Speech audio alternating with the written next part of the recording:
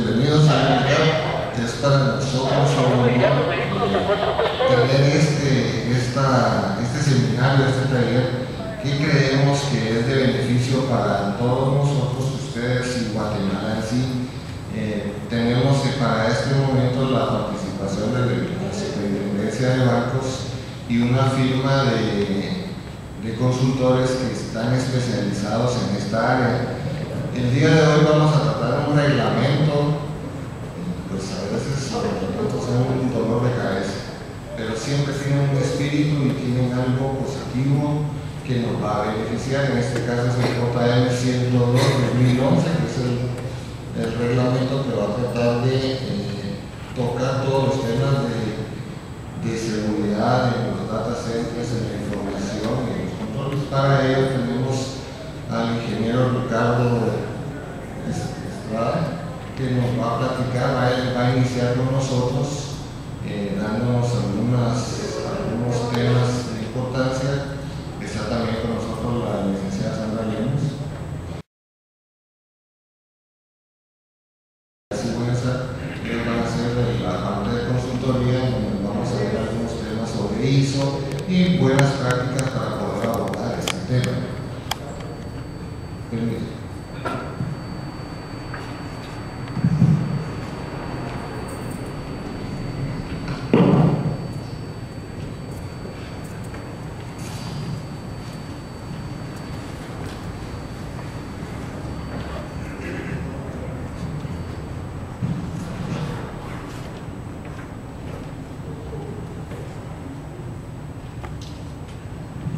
Muy buenos días a todos. Primero que nada, muchísimas gracias a los amigos de INTECAP por la invitación para visitarnos en esta mañana.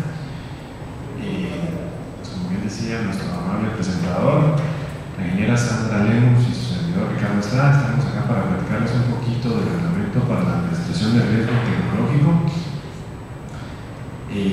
Nos dio gusto identificar ya algunos funcionarios de bancos a quienes hemos visitado. ¿Qué tal? ¿Cómo está?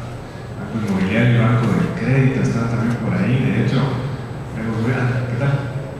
No nos habíamos identificado, disculpen. Nos da mucho gusto que sigan participando en estas actividades para pues capacitarse y profundizar un poquito más en esta nueva normativa, en particular esta que es una muy rica en temas tecnológicos.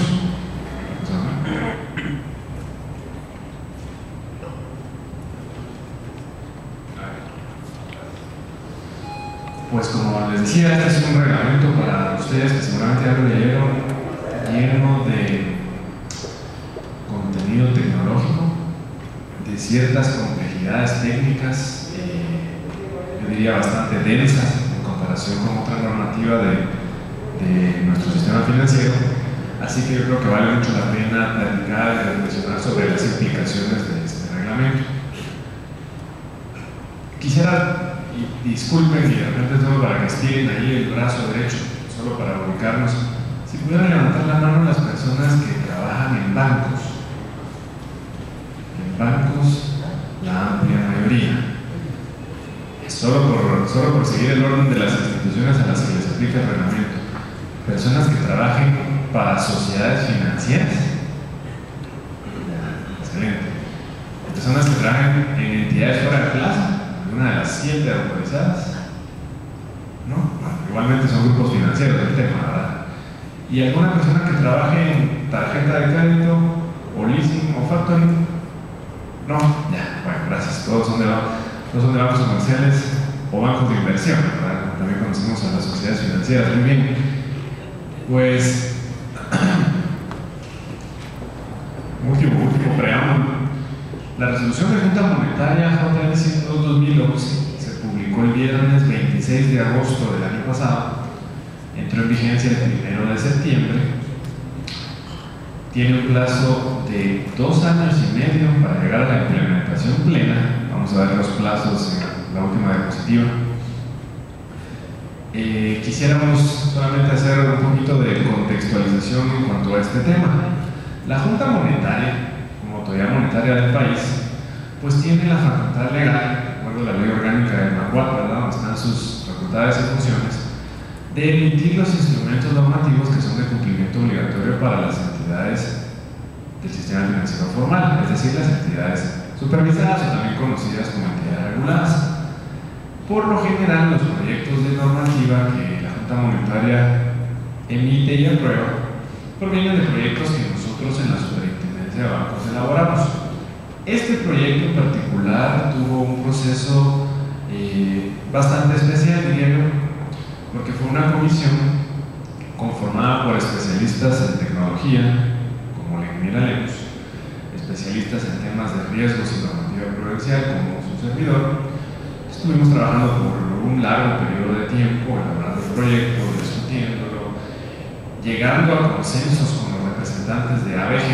Eso es bien importante, creo yo, compartirlo. Todos estos proyectos, antes de subir a Junta Monetaria, pasan por una instancia de discusión y consenso con los directivos de la Asociación Bancaria de Guatemala. Se publicó este proyecto en la página web para recibir retroalimentación del sector financiero y no financiero y del mundo, ¿verdad?, de cualquiera que haya acudido a la página web.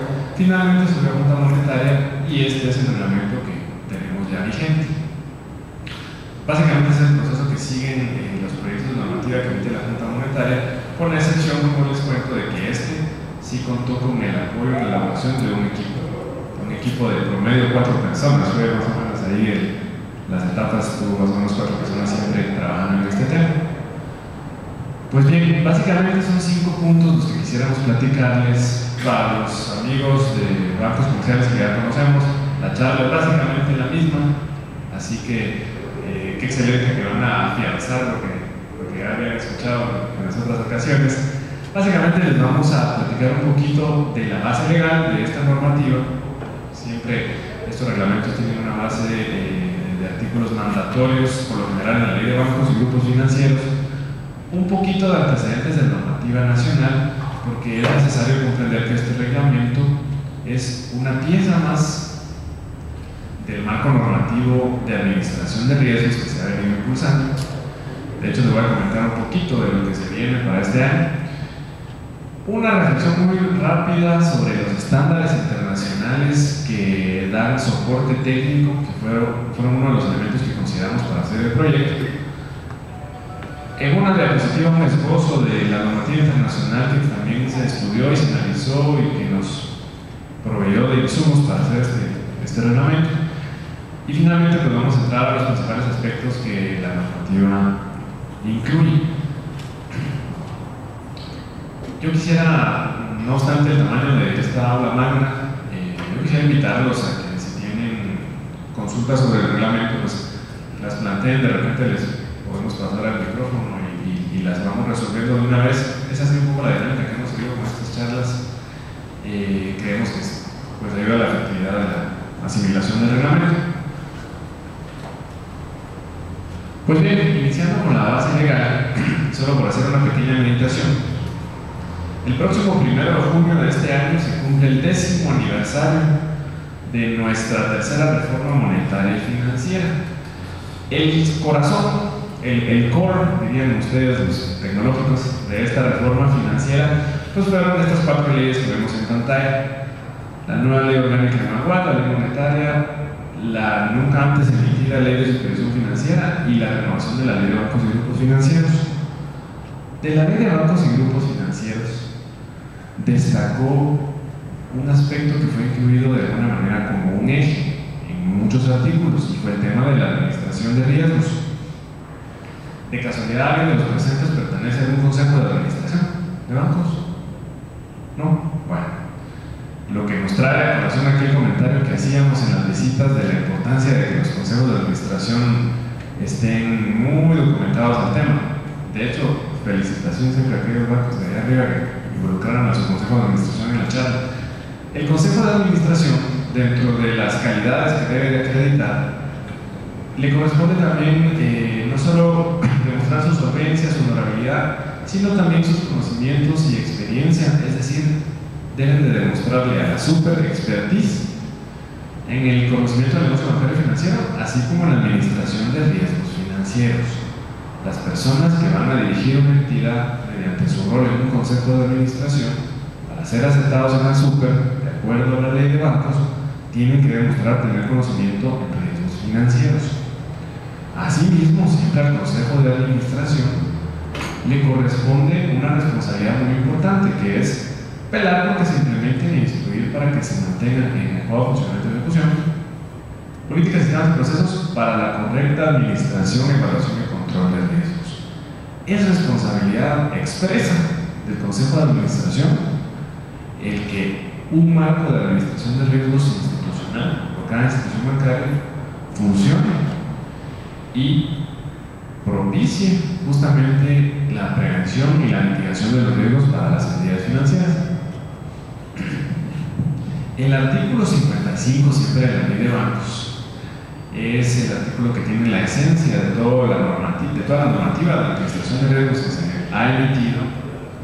Indica que los bancos, así como las empresas que integran grupos financieros, no es materia exclusivamente de bancos, deberán de tener estos marcos, ¿verdad?, para administrar los riesgos. La ley de bancos enuncia algunos de los riesgos, como lo son el de crédito, el de mercado, el de tasas de interés, el de liquidez, el cambiario, el de transferencia operacional y otros a que estén expuestos, y menciona que se deben identificar, medir, monitorear, controlar y prevenir los riesgos. Básicamente esa es la fase de la administración de riesgos, estas acciones. Le hemos adicionado en los reglamentos la fase de mitigar los riesgos por su importancia y también por recomendaciones de organismos internacionales. En el caso del riesgo tecnológico no es la excepción. Se busca, por decir, el espíritu del reglamento de riesgo tecnológico es que las entidades que los van a aplicar identifiquen su riesgo tecnológico, asuman el gran reto de medirlo, una vez lo puedan medir, lo monitoreen, lo controlen, lo prevengan y finalmente mitiguen el riesgo tecnológico. El riesgo no desaparece, solo se logra mitigar. El artículo 56 de la ley de bancos también nos habla de que es importante que se tengan políticas para una adecuada administración de los riesgos, y por esa razón, si nos vemos el artículo 4 del reglamento, menciona que los principales aspectos para administrar el riesgo tecnológico se agrupan en 4 categorías. El artículo 3 se agrupan en 4 grandes categorías, que son los 4 grandes temas que aborda el reglamento.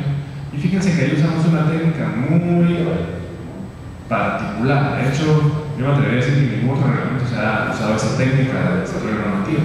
El artículo dice: de los aspectos anteriores, las entidades deberán desarrollar y aprobar las políticas respectivas.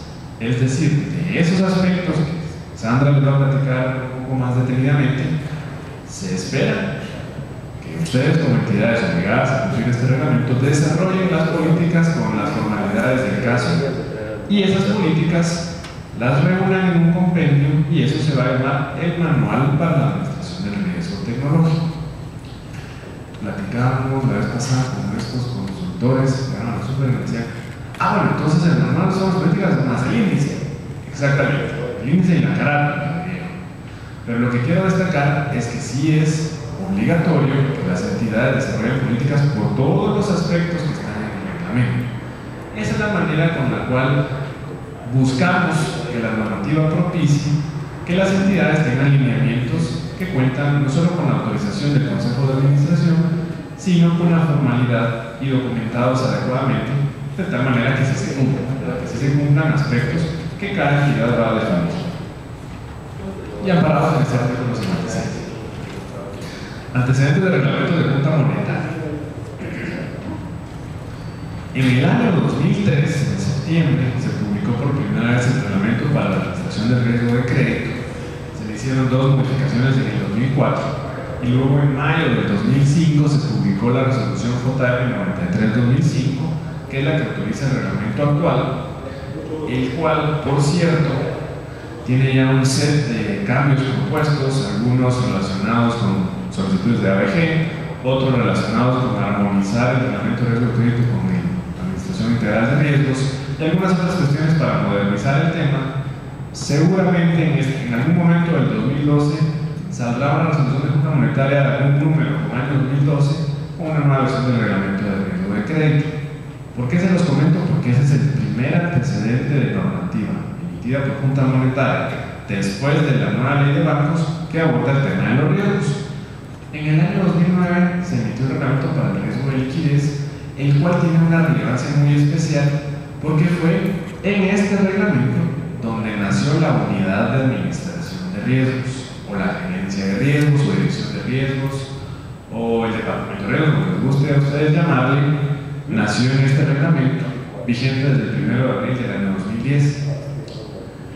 Unos días después de que la Junta publicó publicó también el de la Administración de Riesgo Cambiario Crediticio, y que pide pues una serie de aspectos que las entidades tienen que establecer y cumplir para cuidarse del riesgo cambiario crediticio, que no es otra cosa más que la posibilidad de que deudores que tienen deuda en moneda extranjera pues, y no generan en moneda extranjera por su negocio, la dificultad que puedan tener de conseguir esa moneda extranjera y cumplir a tiempo sus obligaciones. Y por último, y nada menos importante, el año pasado, en mayo, se publicó la resolución JM 56/2011, que entró en vigencia el 1 de junio, el famoso reglamento para la administración integral de riesgos. Este reglamento da el marco general no solo para abarcar a los 3 riesgos específicos que se normaron previamente, sino para sentar las bases para los riesgos específicos que se iban a normar de forma posterior. El primero de ellos fue ya el riesgo tecnológico, del cual vamos a hablar hoy despacio. El siguiente es el riesgo operacional, justamente para complementar el tema del riesgo operacional, al cual pertenece el riesgo tecnológico, dicho sea de paso. Y por cierto, solo por comentarles de manera de un anuncio para que tengan ustedes idea, próximamente también viene la emisión del reglamento de gobierno corporativo, con el que buscamos regular pues, las relaciones, las funciones y las atribuciones de consejo de administración, los comités que lo apoyan, la alta gerencia y todos los órganos que tienen que ver con la gobernanza de las entidades. Un poquito por ahí viene el panorama de la normativa. En este reglamento de administración integral de riesgos, y que yo les recomendaría fuertemente su lectura para que se comprenda aún mayor en qué contexto se ubica el riesgo tecnológico, en ese reglamento se incluyó la definición oficial, podríamos llamarle, del riesgo operacional, transcrita está aquí en pantalla.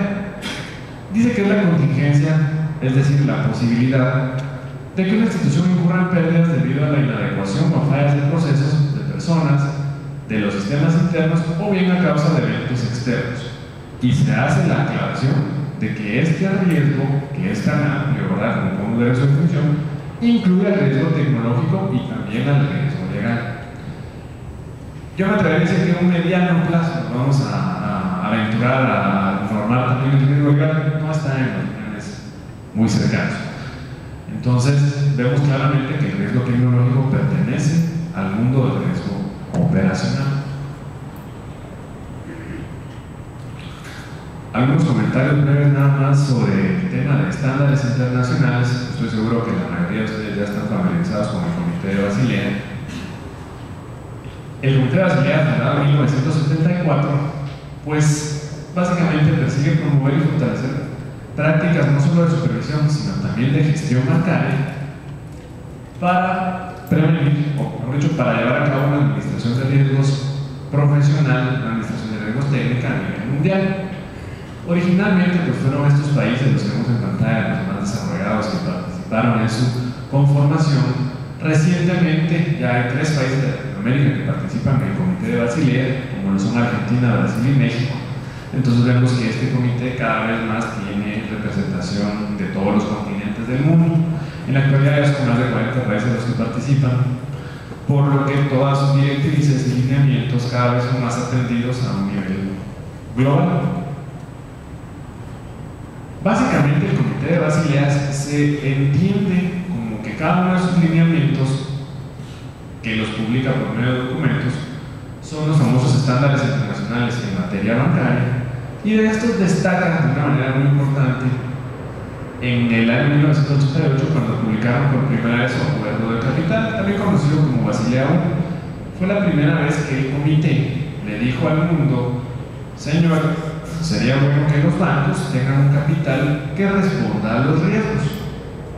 Entonces, a finales de los 80 se empezó a concebir este tema, pero en sus inicios el capital que pedía el comité era solamente para enfrentar o para soportar riesgo crediticio.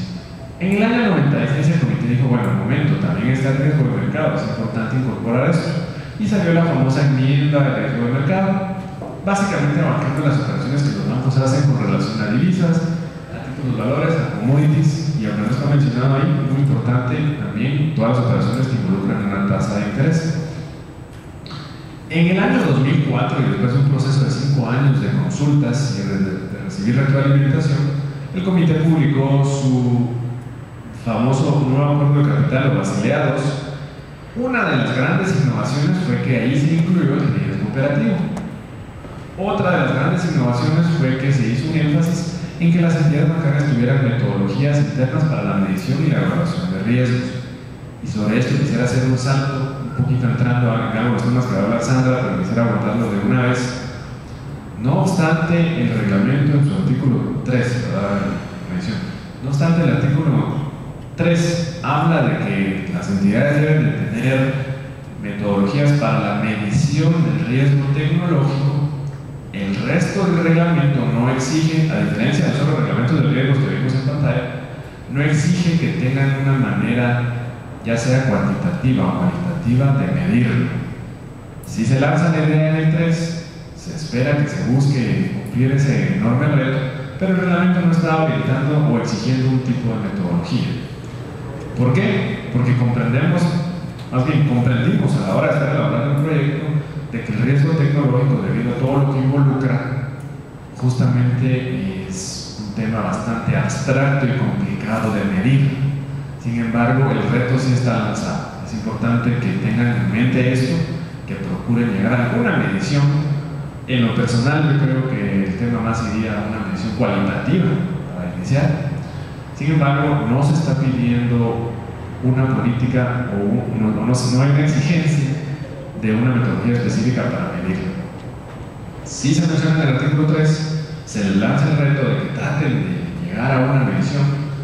Podría ser cualitativa para iniciar, pero a diferencia de los otros reglamentos, no hay aspectos puntuales que la normativa les obligue a seguir para medir el riesgo tecnológico. Pues bien, básicamente esto hizo Basilea II, se le dio un énfasis especial al riesgo operacional. Esta grafiquita, que es muy simple, justamente ilustra que el riesgo operacional vino a unirse a las otras dos grandes piezas de riesgo de crédito y el riesgo de mercado. En la actualidad, pues ya se habla de Basilea III, que no es otra cosa que un conjunto de documentitos que están hablando de fortalecer los estándares de liquidez que tienen que tener los bancos y fortalecer también el patrimonio computable. No viene a sustituir nada de lo que les he platicado, sino al contrario, viene a reforzar. Basilea II no queda derogada, se fortalece, se vuelve un poquito más estricto. Así que estos estándares siguen teniendo mayor vigencia en la actualidad. Siempre platicando de estándares y fuera de los acuerdos de capital, el comité ha publicado los principios para la supervisión bancaria eficaz, que son los famosos principios básicos. Estos originalmente se lanzaron al mundo en el 97, justo un poquito después de la enmienda de riesgo mercado. Se renovaron en el 2006, cuando se incluyó el enfoque de administración de riesgos. Y por cierto, si ustedes visitan el día de hoy la página del Banco de Pagos Internacionales, BIS.org, www.bis.org, pueden encontrar los nuevos principios básicos ya en una versión consultiva. En algún momento de este año se van a renovar estos del 2006. Así que, como pueden ver, estos documentos pues están en una constante evolución en beneficio de los sistemas financieros. No me quiero detener mucho en esto, nada más compartirles que hay un principio 7 dentro de esos 25 principios que habla de la importancia del proceso de la gestión del riesgo, viéndolo como un proceso integral que debe involucrar herramientas, metodologías y debe abarcar los distintos riesgos relevantes de las entidades. Más adelante está el principio número 15, que habla sobre el riesgo operacional, dentro del cual se ubica el riesgo tecnológico, como hemos venido comentando.